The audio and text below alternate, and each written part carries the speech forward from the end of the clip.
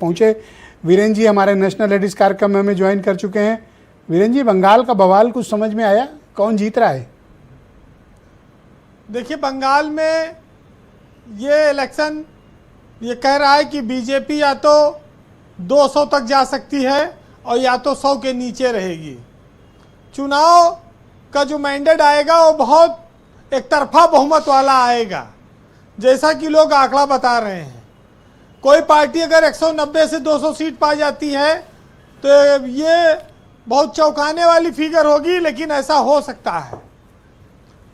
फिलहाल आज चुनाव आयोग ने एक अतिरिक्त मतदाता सूची जोड़ी है, जिसमें करीब 1500 लोगों के नाम जोड़े गए हैं, जो सुप्रीम कोर्ट के निर्देश पर ट्रिब्यूनल जांच कर रहा था। 29 लाख में सिर्फ 1500?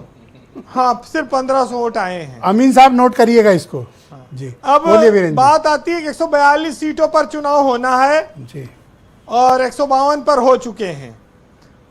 बीजेपी और टीएमसी के बीच जहां नारों को लेकर, एक दूसरे को गुंडा पार्टी को लेकर आरोप चलते रहे, वहीं तमाम लोग लुभावन घोषणाएं भी हुई हैं। टीएमसी महिलाओं का वोट लेने के लिए उनको 1500 रुपया दे रही है, बीजेपी ने कहा हम 3000 देंगे। चुनाव में ये सब क्यों? बंगाल में 10, बिहार में 10,000 दिया और बंगाल की हमारी बहनों ने ऐसा क्या किया, उन्हें 3000 दे रहे हैं? 10,000 मिलना चाहिए।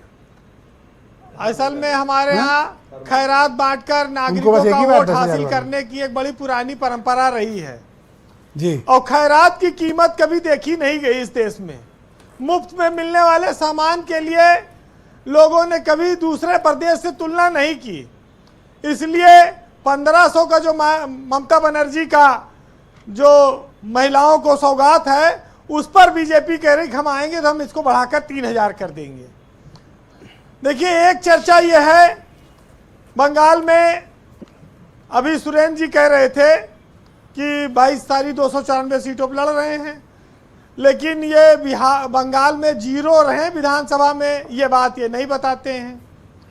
बंगाल में सीपीएम और कांग्रेस दोनों जीरो पर हैं विधानसभा में। लड़ाई अब इस बार फिर है, अब वो कितनी सीटें लाएंगे ये अलग बात है। अरे मुझसे झगड़ा कर रहे थे कि हमको इरेलीवेंट ना कहो। भैया जीरो हो तो नहीं कहेंगे।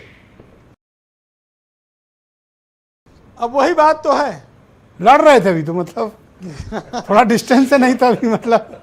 दूसरी बात यह है कि दिल्ली में यही केजरीवाल के खिलाफ लड़ी थी कांग्रेस जी, और वहां पर बीजेपी जीती, सरकार बनी। बंगाल में कांग्रेस ममता बनर्जी के खिलाफ लड़ रही है, लेकिन इंडिया गठबंधन में ये दोनों नेता थे। अब वो किस तरह की फ्रेंडली फाइट है विपक्ष की आपस में, ये एक बड़ी सोचने वाली बात है कि जब सब कुछ लुटा के ही एक होना है तो फिर आखिरी युद्ध भी लड़ लो बंगाल का ही। फिलहाल लेकिन ये जान लीजिए कि जो सीपीएम कभी कलकत्ता में, बंगाल में 2011 तक राज करती थी, उसका सूरज डूब गया जी, उसका स्थान बीजेपी ने लिया। ब्रजेश जी, आज जो ये बीजेपी का उभार है, ये सीपीएम के वोट बैंक की वजह से है। बहुत बड़ा वोट बैंक वामपंथियों का वो खिसक कर बीजेपी में चला गया। वैसे ये बहुत बड़ा वैचारिक शिफ्ट है कि अगर वामपंथी दक्षिणपंथी हो जाएं तो ये मतलब बहुत बड़ी बात है। देखिए, लेफ्ट के वोट 5% के करीब है विधानसभा में और 7% के करीब उनका लोकसभा में था 2024 के। तो अब क्या रहा उनके पास? तो ये जो सीपीएम के लीडर हैं, ये मानते हैं कि टीएमसी मजबूत हुई। अच्छा, ग्राउंड पर बीजेपी उसी तरह लड़ रही है जैसा टीवी पे या जैसा रील वगैरह में दिख रहा है? देखिए, बहुत साफ बात है कि वाम से राम की ओर बंगाल बढ़ा है, जो उनका वोट था, और लाल झंडे की जगह केसरिया झंडे ने अपनाया है। तो बढ़त पर तो बीजेपी है।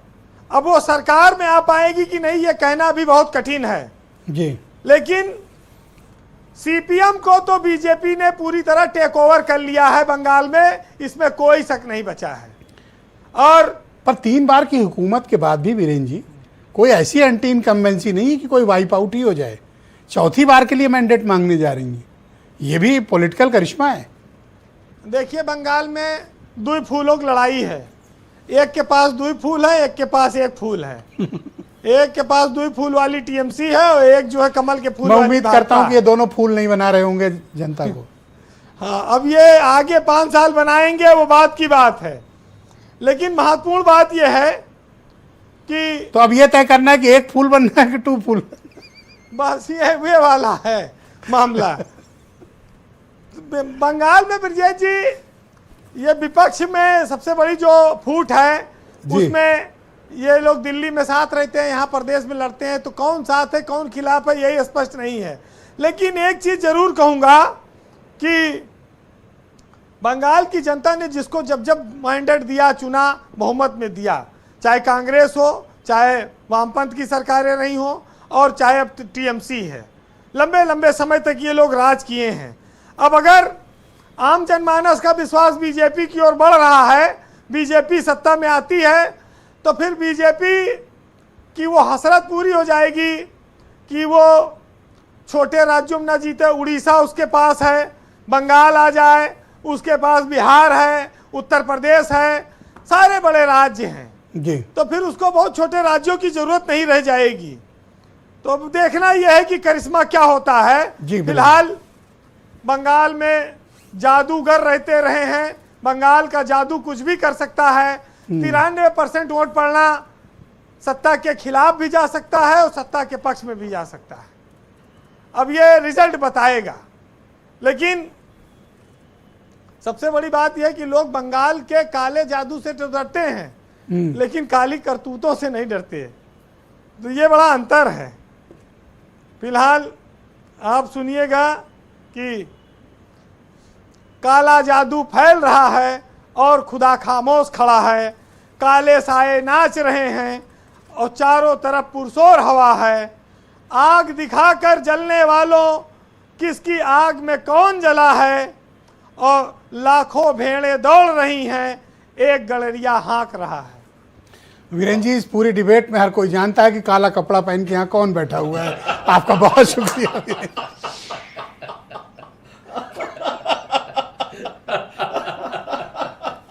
बहुत शुक्रिया वीरेंद्र जी आपका इस डिबेट में हमारे साथ शिरकत करने के लिए। ऋक सुंदर शासमल जी